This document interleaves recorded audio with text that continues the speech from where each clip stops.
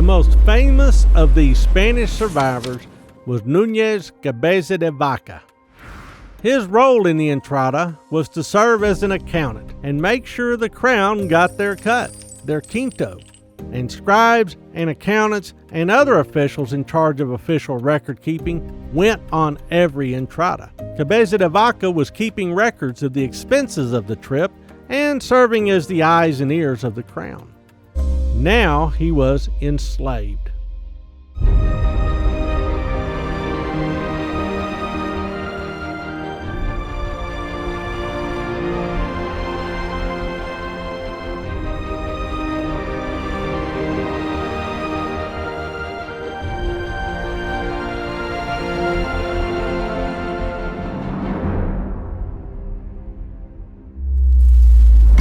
Anyone who does not have control of their person is considered a slave.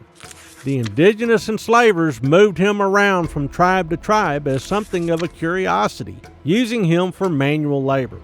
When he saved the life of an ailing warrior by using European medical skills, his enslavers decided that he was more than just a strong back. He might also have the divine touch.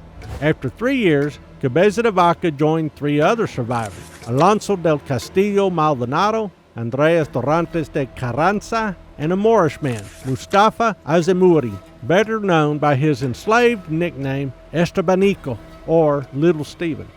Together, these men saw their status elevated, and they became something of a traveling doctor team. Curers that went from settlement to settlement and from people to people as wise men and shaman.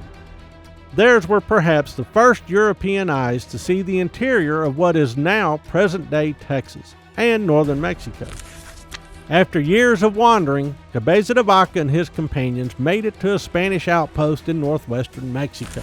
In his report, Naufragios del Álvaro Núñez Cabeza de Vaca y relación de la jornada que hizo a la Florida con el adelantado Panfilo de Narvaez, he described where he had been.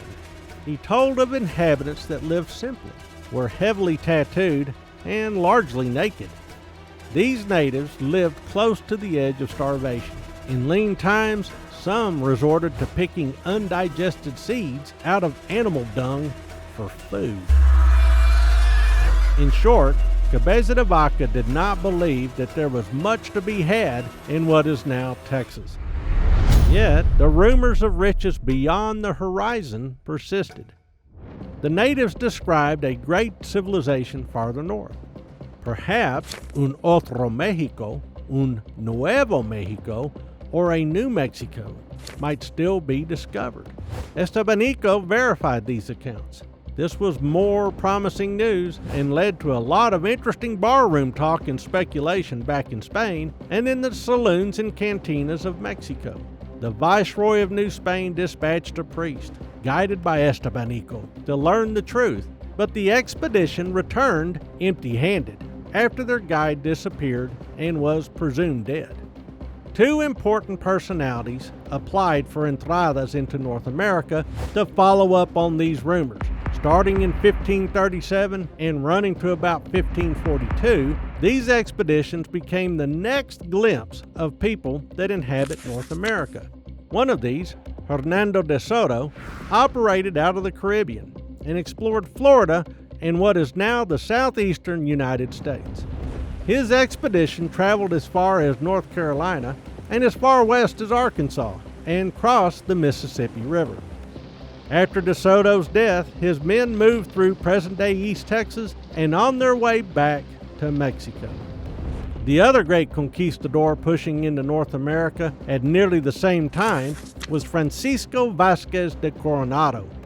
He was a local ruler in northwestern Mexico and headed into what is now the southwestern United States. At one time, Coronado's men and De Soto's men were just a few hundred miles apart, but had no way of knowing it. These entradas revealed much more about Texas.